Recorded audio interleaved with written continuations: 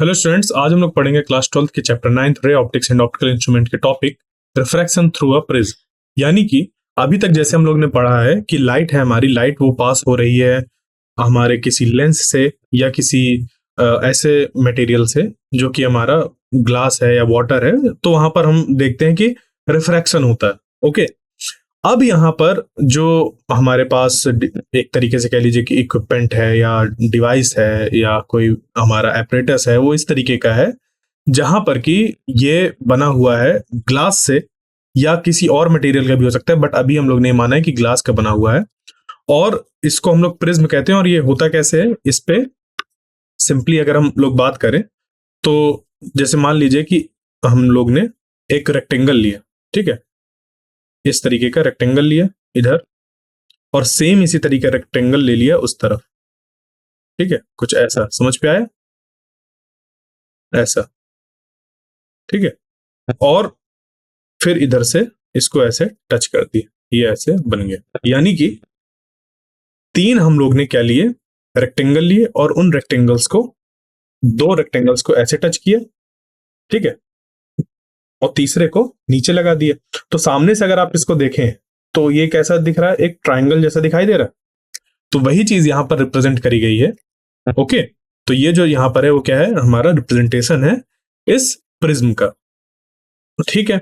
अब यहां पर ये जो फेस दिख रहा है, यहां पर भी हमारा पूरा कवर्ड होता है और ये भी पूरा कवर्ड होता है यहां से, ठीक है, और ये पूरा सॉलिड होता है। कहने का मतलब कि इसके फेस अगर हम लोग देखें तो इस पे कितने फेस हो गए, 5 फेस, जिसमें से कि 3 हमारे रेक्टेंगुलर फेस हैं और 2 ट्राइंगुलर फेस है, ठीक है, अंदर पूरा सॉलिड है।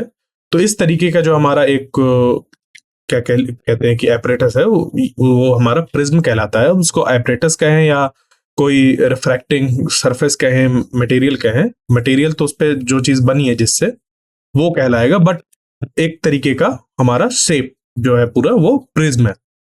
तो लाइट जब इससे पास होगी, जैसे रेक्टेंगुलर स्लैब होता है, light passing through a rectangular slab या light passing through a lens, वो कॉन्वेक्स है, कॉनकेव है, कैसा लेंस है, उसी तरीके से यहां पर है रिफ्रैक्शन थ्रू अ प्रिज्म की जब लाइट पास हो रही हो किससे, प्रिज्म से, तो क्या होता है। तो देखिए, जैसा भी हम लोग ने देखा कि यहां पर अगर इसको सामने से हम लोग देखें, इस तरफ से अगर हम लोग देखें तो ऐसा ट्रायंगुलर शेप का दिखाई देगा।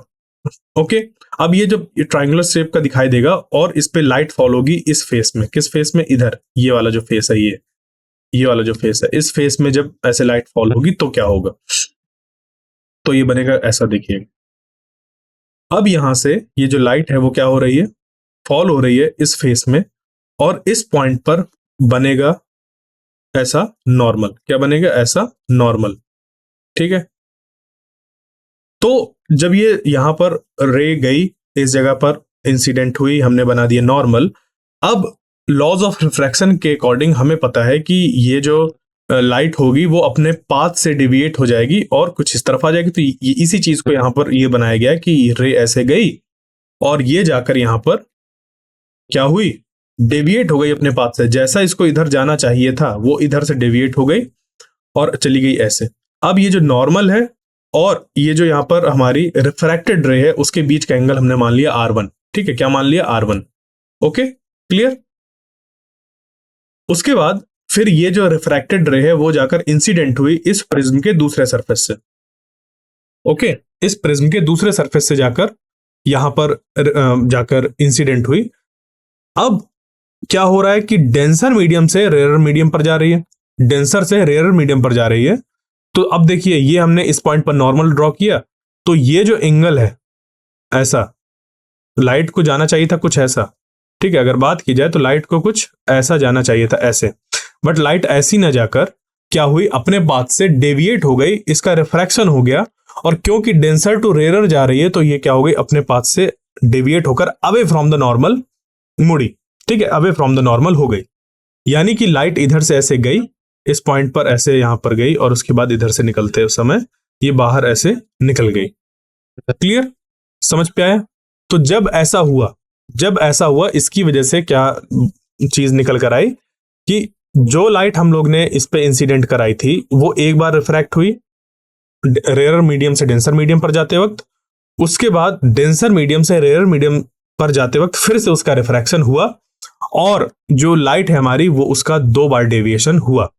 ठीक है, अब अगर इसको हम लोग कुछ इस तरीके से देखें, सेम फेनोमेना को हम लोग कुछ इस तरीके से देखें कि अगर इस पे एक बार डेविएशन हुआ होता, अगर इस पे एक बार डेविएशन हुआ होता तो कैसा हुआ होता। यानी कि जो लाइट हमारी जा रही है कैसी, ऐसी इस पाथ में जा रही है, लाइट जो है हमारी वो इस पाथ में ऐसे जा रही है, ठीक है, ऐसे जा रही है।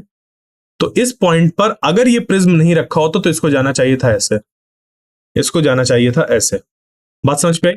अगर यहां पर प्रिज्म नहीं रखा होता तो ये रे ऑफ लाइट कहां कैसे जाती, स्ट्रेट पाथ को फॉर्म करते हुए ऐसे निकल जाती। अब क्योंकि यहां पर प्रिज्म रखा हुआ है तो ये जो लाइट है वो ऐसे जाकर ऐसे और ऐसे 2 बार इसका रिफ्रैक्शन हुआ, यानी कि 2 बार डेविएशन हुआ और फिर यहां से बाहर ये निकलती है। ठीक है, तो अब ये जो फाइनल एमर्जेंट रे है हमारी, इस एमर्जेंट रे पे अगर हम लोग देखें तो ये एमर्जेंट रे क्या है, ये एमर्जेंट रे यहां पर, इसको उल्टा अगर हम लोग देखें, कैसे देखें, उल्टा कि कहां से आ रही है।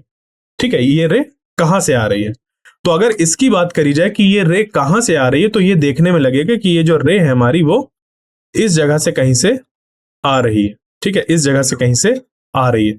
तो जब ये रे हमारी इस जगह से कहीं से आ रही है ऐसा लगेगा तो हम क्या कह सकते हैं कि ये जो लाइट हमारी जानी चाहिए थी ऐसे, वो अब क्योंकि निकल रही है ऐसे, तो ऐसा लग रहा है कि अपने इस पाथ से इतना एंगल डेविएट हो गई है।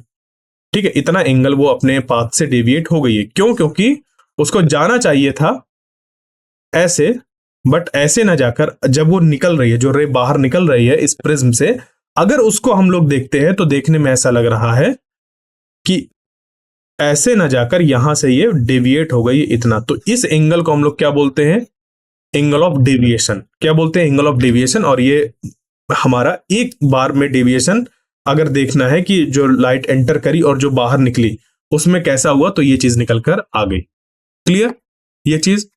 ओके, अब इसमें तो ये तो एंगल ऑफ डेविएशन हो गया, साथ ही में यहां पर एंगल ऑफ एमर्जेंट, ठीक है, एमर्जेंट एंगल, इंसिडेंट एंगल और 2 हमारे यहां पर रिफ्रैक्टेड एंगल है। ओके, साथ ही में यहां पर एक एंगल है ए। क्या है? एक एंगल है हमारा ए, जिसकी की वैल्यू हमारी डिपेंड करती है कि ये जो हमारा प्रिज्म है वो कैसे बना हुआ है। यानी कि ये जो ऐसे सरफेसेस यहां पर फॉर्म हुई है, ठीक है, ये जो सरफेसेस यहां पर ऐसे फॉर्म हुई है, इन सरफेसेस के बीच का एंगल क्या बन रहा है। Okay, clear? तो ये एंगल हमारा कहलाता है एंगल ऑफ प्रिज्म। क्या कहलाता है ये? Angle of prism. ठीक है, तो ध्यान दीजिए, यहां पर ये हो गया आई, एंगल ऑफ इंसिडेंस। फिर उसके बाद ये रिफ्रैक्टेड एंगल पहला वाला, ये रिफ्रैक्टेड एंगल दूसरा वाला हमने माना। ठीक है, ये जो यहां पर लाइट इंसिडेंट हो रही थी इसके लिए हम लोग ने मान लिया कि R2 इसका नाम है। उसके बाद फिर ये एमर्जेंट एंगल इसको नाम बोला, क्योंकि अब इस प्रिज्म के अकॉर्डिंग हम लोग इसका नेमिंग कर रहे हैं। तो यहां से लाइट इंसिडेंट हुई, फिर रिफ्रैक्ट हुई, रिफ्रैक्ट, फिर उसके बाद यहां पर एमर्ज हुई। अगर हम लोग देखें तो लाइट को जाना चाहिए था ऐसा, बट वो निकल रही है ऐसा, यानी कि वो अपने पाथ से इतना ज्यादा डेविएट हो गई। ठीक है, तो ये कहलाता है हमारा एंगल ऑफ डेविएशन। ये जो यहां पर ऐसा बना हुआ है, इस रे और इस रे के बीच का एंगल, ये कहलाता है एंगल ऑफ डेविएशन। क्या कहलाता है? Angle of deviation. क्लियर? ये हो गया एंगल ऑफ प्रिज्म। ठीक है, अब देखिए इस पे यहां पर एक चीज और समझ लेते हैं कि मान लीजिए हमारे पास एक क्वाड्रिलेटरल है, कोई कैसा भी क्वाड्रिलेटरल है, इसका ये वाला एंगल है, ये एंगल है, मान लीजिए x1 है, ये x2 है, ये x3 है और ये x4 है। तो जो क्वाड्रिलेटरल होता है इसके सारे एंगल्स का जो सम होता है, सारे एंगल्स का जो सम होता है वो कितना होता है हमारा? वो बराबर होता है 360 के।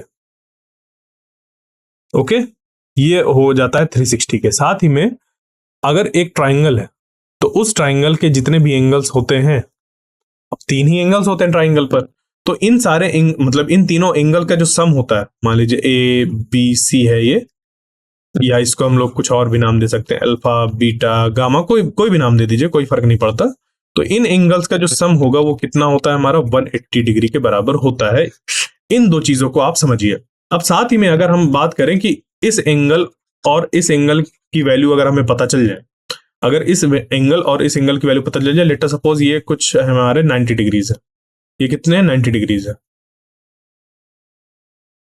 तो हम लोग क्या करेंगे, इनकी जगह पर 90 90 पुट कर देंगे, यानी कि ये हो जाएगा 180, दोनों का सम 90 प्लस 90 180, 180 उधर माइनस में चलेगा, यानी कि एंगल x1 प्लस एंगल जो x3 है, ठीक है x3, ये x3 है, तो angle x1 plus angle x3 ये मिलकर बन जाता है 180 डिग्री के बराबर। ये क्या बन गया, 180 डिग्री के बराबर हो गया।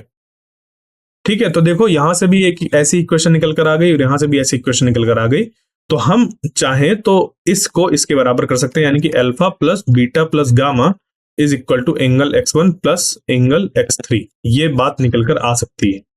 ठीक है, कुछ नहीं है यहां पर, जो आपने 10th में मैथमेटिक्स पढ़ी है बस उसी का ही यूज किया है, इससे ज्यादा तो कुछ है नहीं, इससे ज्यादा तो यहां पर कुछ यूज नहीं किया। ट्राइंगल के एंगल का सम, क्वाड्रिलेटरल के एंगल्स का सम, फिर अगर हमें दो एंगल्स पता है तो बाकी दो एंगल का सम कितना होगा वो निकाल लिया, और इसको बराबर कर दिया हमने ट्राइंगल के एंगल का सम, जिससे कि हमारा ये बात निकल कर आ गई कि alpha plus beta plus gamma is equal to angle x1 plus x3, ये चीज निकल कर आ गई। इसी प्रॉपर्टी का और इसी कंडीशंस का हमें यूज करना है यहां पर। ठीक है, यहां पर हमें यूज करना है, तो देखिए कैसे यूज करेंगे। इस जगह पर अब गौर से देखिए, ये एक हमारा क्वाड्रिलेटरल बन रहा है। क्वाड्रिलेटरल का मतलब मीनिंग होता है कि एक ऐसा शेप जिसमें कि 4 साइड हो, ठीक है, उसको क्वाड्रिलेटरल हम लोग कहते हैं। अब ये जो क्वाड्रिलेटरल है हमारा, ठीक है, ये क्वाड्रिलेटरल जो है, इसमें आप गौर से देखिए, ये वाली जो लाइन है, ये तो एक नॉर्मल है ना, ये तो नॉर्मल है, ये क्या है नॉर्मल, नॉर्मल यानी कि नॉर्मल टू द सरफेस, यानी कि एक ऐसी रे जो कि 90 डिग्री बना रही होगी सरफेस के साथ। तो अब गौर से देखिए, अगर यहां पर 90 डिग्री फॉर्म हो रहा है, अगर इस जगह पर 90 डिग्री फॉर्म हो रहा है, तो यहां पर भी 90 डिग्री फॉर्म होगा, हाँ या ना। ठीक है, और अगर इस जगह पर, क्योंकि ये भी एक नॉर्मल ही है, तो ये अगर 90 डिग्री फॉर्म हो रहा है तो इस जगह पर भी हमारा 90 डिग्री फॉर्म होगा। ठीक है, यानी कि हमें दो एंगल पता चल गए इस क्वाड्रिलेटरल के कि कितने हैं, 90 डिग्रीज के हैं। ये जो क्वाड्रिलेटरल है इसके हमें दो एंगल्स पता चल गए, कितने हैं, 90 डिग्री के हैं। क्लियर यहां तक। उसके बाद यहां पर अगर देखें हम लोग, ये एक ट्राइंगल देखें, तो इन ट्राइंगल्स के तीनों एंगल का सम, यानी कि R1 R2 और ये जो एंगल होगा हमारा, ठीक है, RNQ जो एंगल होगा, इस एंगल का सम 180 डिग्री के बराबर होगा। तो ये दो चीजें हैं जिसको कि हम लोग यूज करेंगे। तो समझ गए यहां तक, तो अब चलते हैं आगे। देखिए क्वाड्रिलेटरल एंगल रिलेशंस, तो क्वाड्रिलेटरल एंगल के रिलेशन से क्या हमारा निकल कर आएगा, ये क्वेश्चन निकल कर आएगी। अब ये कैसे निकल कर आएगी आइए देख लेते हैं। तो सम ऑफ एंगल्स इन क्वाड्रिलेटरल, अगर हम लोग सम ऑफ एंगल्स इन क्वाड्रिलेटरल निकालें, ये और ये जो ऐसे क्वाड्रिलेटरल बन रहा है, इस क्वाड्रिलेटरल का अगर हम लोग एंगल का सम निकालें तो ये हो जाएगा एंगल ए, ये वाला एंगल जो कि हमारा एंगल ऑफ क्या था, एंगल ऑफ प्रिज्म। ठीक है, तो इसको ए रखा है, तो एंगल ए प्लस एंगल ये वाला, और ये हमने निकाला अभी कि 90 डिग्री है, क्योंकि ये नॉर्मल है इस सरफेस के, तो ये 90 डिग्री, तो इसको 90 डिग्री रख दिया, प्लस उसके बाद एंगल क्यू एन आर, ये वाला angle Q N R, plus यहां पर ये वाला एंगल जो कि कितने के बराबर है, 90 के। फिर उसके बाद हम लोग क्या देखते हैं कि ये है बराबर 360 के, किसके बराबर है, 360 के। तो यहां से ये चीज निकल कर आ जाएगी कि 90 प्लस 90 180, उधर चला जाएगा माइनस में, तो angle A plus angle Q N R is equal to 360 minus 180। ठीक है, 360 माइनस 180, यानी कि ये बन जाएगा 180 डिग्री के बराबर, किसके, 180 डिग्री के बराबर। तो इससे हमारी ये क्वेश्चन निकल कर आ गई, ये वाली angle A plus angle Q N R is equal to 180 degrees. Okay, यहां तक समझ पे आ गया। तो angle A plus angle Q N R is equal to 180 degree निकल कर आ गया। यहां से अब आते हैं ट्राइंगल एंगल रिलेशंस को। अगर हम लोग देखें, ये जो ट्राइंगल यहां पर फॉर्म हो रहा है, ये वाला कौन सा triangle, triangle Q N R, यानी कि ये वाला जो ट्राइंगल फॉर्म हो रहा है, इस ट्राइंगल पर देखो हमारे पास क्या है, एक है एंगल R1, दूसरा एंगल R2, फिर ये है हमारा एंगल क्यू एन आर। अब इस एंगल का नाम हमारा R1 R2 है, तो अगर एंगल साइन ना भी लगाए तो हमारा काम बन जाएगा R1 प्लस R2। ठीक है, ये चीज। तो Q N R is equal to ये हो जाएगा 180 डिग्री के बराबर। इससे अब हम लोग क्या कर सकते हैं, ये जो इक्वेशन है ये और ये जो इक्वेशन है, यानी कि ये जो निकल कर आई R1 plus R2 plus angle Q N R is equal to 180 degree, इसको हम लोग बराबर कर सकते हैं। तो अगर जब इसको हम लोग बराबर करेंगे तो ये क्या हो जाएगा, angle A plus angle Q N R. ठीक है, इसको जब हम लोग बराबर करेंगे तो ये बन जाएगा angle A plus angle Q N R is equal to R1 plus R2 is equal to angle Q N R. ये हो जाएगा, यहां तक समझ पे आया? ये प्लस यहाँ पर एंगल क्यू एन आर। तो अब ये जो एंगल क्यू एन आर है, क्यू एन आर से क्यू एन आर कैंसिल हो जाएगा, बचेगा हमारे पास angle a is equal to R1 plus R2। अगर इसको एंगल हटाकर मैं लिखना चाहूं तो ये लिख सकता हूं a is equal to R1 plus R2।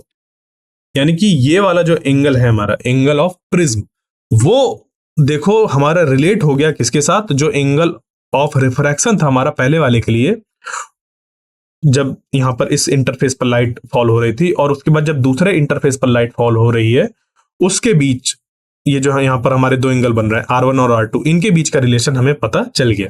यानी कि एंगल ऑफ प्रिज्म ए और R1 और R2 के बीच का हमें रिलेशन पता चल गया। और ये R1 R2 किसको डिनोट कर रहे हैं, ये जो लाइट यहां से जा रही है, ठीक है, ये जो लाइट यहां से जा रही है उसको, और ए जो है वो हो गया हमारा, जो ये हमारे पास फिजिकल चीज थी कौन सी, प्रिज्म, उसकी बात हो रही है, यानी कि उस डिवाइस की बात हो रही है।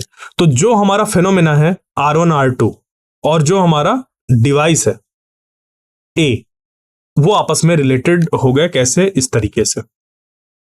यानी कि यहां पर ये मीनिंग हुआ कि जो हमारा प्रिज्म का एंगल है ए, ठीक है, जो प्रिज्म का एंगल है वो हमारा बराबर होगा R1 और R2 के। यानी कि जो यहां से लाइट जाएगी, जो यहां से लाइट जाएगी वो यहां पर R1 और R2 को ऐसे हमेशा फॉर्म करेगी कि वो एंगल ए के बराबर हो, दोनों का सम करने के बाद वो एंगल ए के बराबर हो। यानी कि कहीं कभी अगर R1 बढ़ेगा तो R2 घटेगा, R2 बढ़ेगा तो R1 घटेगा, तभी तो इन दोनों का सम बराबर होगा। यानी कि मान लीजिए कि किसी पॉइंट पर जो इन दोनों का सम है वो कितना है, 30 प्लस मान लीजिए 40 प्लस 20 है, ठीक है, ये R1 है और ये R2 है और ये बराबर है 60 के, ठीक है, 60 डिग्री के, यानी कि ए के बराबर है। क्लियर? अब यहां से होगा क्या कि R1 और R2 ये हो गया, बट कभी हो सकता है कि जो R1 हो, मैं R1 के नीचे 40 लिख रहा हूं और इसी के नीचे फिर से R1 की एक वैल्यू लिख रहा हूं, मान लीजिए कि ये 35 हो गया। क्या हो गया, 35 हो गया। तो यहां पर जो R2 होगा वो कितना हो जाएगा, 25 हो जाएगा, क्योंकि इसको 60 के बराबर रहना है। ये है इसका मीनिंग कि अगर R1 बढ़ेगा तो R2 हमारा घटेगा और R2 अगर बढ़ेगा तो R1 घटेगा। यहीं पर ये एक ऐसा बन सकता है कि मान लीजिए कि जो R1 है हमारा वो हो जाए 45, ठीक है, 45, तो इस हिसाब से ये 15 हो जाएगा, क्योंकि उन दोनों का सम हमारा ए के बराबर होना चाहिए। क्लियर? यहां तक बात समझ पे आ गई? अब बढ़ते हैं इस पे आगे। तो ये हमारा रिलेशन निकल कर आ गया कि जो ए है वो हमारा R1 प्लस R2 के बराबर होता है। यानी कि जो हमारा फिनोमेना था लाइट के रिफ्रैक्शन का, उसको हम लोग ने, जो हमारी डिवाइस थी प्रिज्म, उसके एंगल से हमने एसोसिएट कर दिया। क्लियर? अब बात आती है डेविएशन की, कि ये जो एंगल ऑफ डेविएशन है हमारा, ठीक है, ये जो एंगल ऑफ डेविएशन है वो आप कैसे रिलेटेड है। तो देखिए, इसके लिए फिर से हम लोग जो ट्राइंगल्स हैं उनकी प्रॉपर्टी का यूज करेंगे, और वो कुछ ऐसा होगा कि ये वाला जो ट्राइंगल है MQR, अगर आपने ट्राइंगल एक बनाया MQR कुछ ऐसा, और ये वाला बाहर था और इसके बीच का एंगल ये डेल्टा। क्लियर? यहां तक समझ पे आया? यहां तक समझ पे आया? ये डेल्टा। तो ये हो गया MQ और R, ये जो है MQR।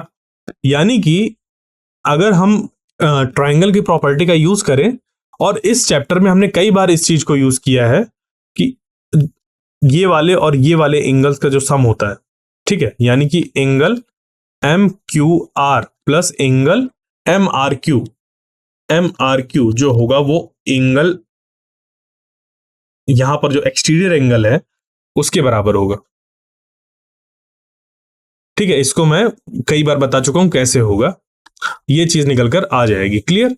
तो angle M Q R plus angle M are Q is equal to angle delta, इसके बराबर ये होगा। अब यहां से अब हमें फाइंड करना है एंगल एम क्यू आर, क्योंकि एम क्यू आर तो हमें पता नहीं है, एंगल एम क्यू आर तो हमें पता नहीं है। तो अब हमें क्या करना होगा, एंगल एम क्यू आर को निकालना होगा।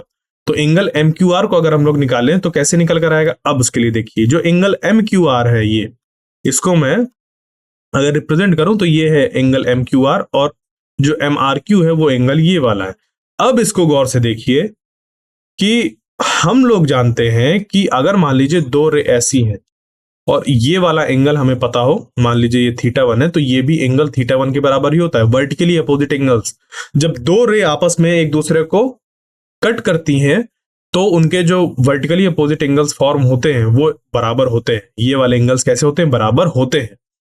ठीक है, तो देखिए यहां पर भी कोई नई चीज नहीं है, इसको भी आपने क्लास 9th में, 10th में, 8th में, इन सब में पढ़ा है इस चीज को। ठीक है, ये तो 8th क्लास में ही आ जाती है चीजें, तो कोई ऐसी नई चीज नहीं है इस पे, बस उनका एप्लीकेशन है यहाँ पर।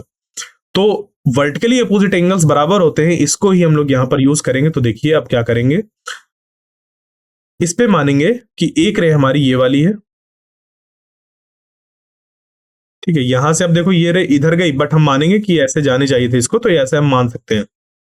और साथ में ये जो नॉर्मल है ये, तो ये वाला एंगल तो हमें पता है, ये तो है आई, तो उस हिसाब से ये वाला जो एंगल होगा वो भी आई के बराबर हो जाएगा। बट इस एंगल में अगर देखा जाए तो दो एंगल मिले हुए हैं, एक है एंगल एम क्यू एन, ठीक है, M Q R, sorry, M Q R, M Q और आर, ये वाला एंगल एम क्यू आर, ये वाला एंगल, ये जो रेड से मार्क्ड था, और इस पे आर वन भी शामिल है, यानी कि i minus r one is equal to angle M Q r निकल कर आया। क्लियर? सेम प्रोसेस हम लोग लगाएंगे और यहां पर इधर पे इसको अप्लाई करेंगे तो क्या हो जाएगा,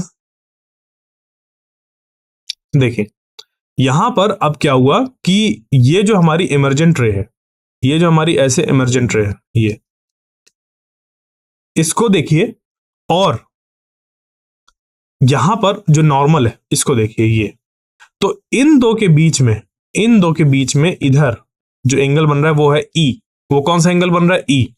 तो इस हिसाब से हमारा ये वाला भी एंगल ई के बराबर ही होगा। इसमें से इतना एंगल एम आर क्यू है, कितना है, एम आर क्यू। ठीक है, ये वाला एंगल एम आर क्यू है, ये एम आर क्यू, ये इतना इतना एंगल एम आर क्यू है। बाकी बचा एंगल इस पे आर टू है, तो ये बराबर हो गया ई के। यहां से अब हम अगर एंगल एम आर क्यू की वैल्यू निकालें तो ये हो जाएगा ई माइनस आर टू, यानी कि इन दो चीजों को, एम आर क्यू का जो एंगल निकल कर आया और जो एम क्यू आर निकल कर आया, इन दोनों को हम लोग क्या करेंगे, यहां पर पुट कर देंगे, इस जगह पर पुट कर देंगे। तो जब इन दोनों को यहां पर पुट करेंगे तो हमारी ये इक्वेशन निकल कर आ जाएगी। देखो एंगल डेल्टा, इसको हमने जो एंगल साइन है उसको हटा रखा है, तो ये डेल्टा आ गया, जिसको कि हम लोग टोटल डेविएशन बोलते हैं। क्या बोलते हैं, टोटल डेविएशन। जो एक्चुअल में डेविएशन हुआ है, रे जानी चाहिए थी ऐसी, बट इमर्ज हो रही है कुछ ऐसी, तो हमें लगेगा कि रे ऐसी जानी चाहिए, तो और ये इतना डेविएट हो गए, जाना चाहिए था इसको ऐसे, और ये ऐसे डेविएट हो गए। क्लियर? यहां तक समझ पे आया?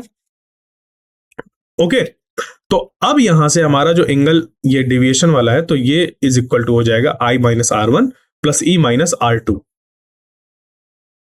क्लियर? यहां तक ये बन गया। Okay, clear? अब उसके बाद यहां से ये हो जाएगा is equal to i plus e minus r one plus r two. ये समझ पे आया कैसे हुआ? ये इक्वेशन समझ पे आ गई। इनको जब हम लोग ने पुट किया, इसको एम आर क्यू की जगह पर पुट किया, तो ये बन गई क्या, i minus r one plus m are q की जगह पर पुट करेंगे तो ये हो जाएगी e minus r two is equal to ये। इसको ही रीअरेंज करके लिख दिया गया कि इधर डेल्टा पहले लिख दिया, उसके बाद यहां पर अब इसको अगर ओपन कर दें तो ये हो जाएगा i minus r one plus e minus r two, और ये हो जाएगा i plus e minus r one minus r to.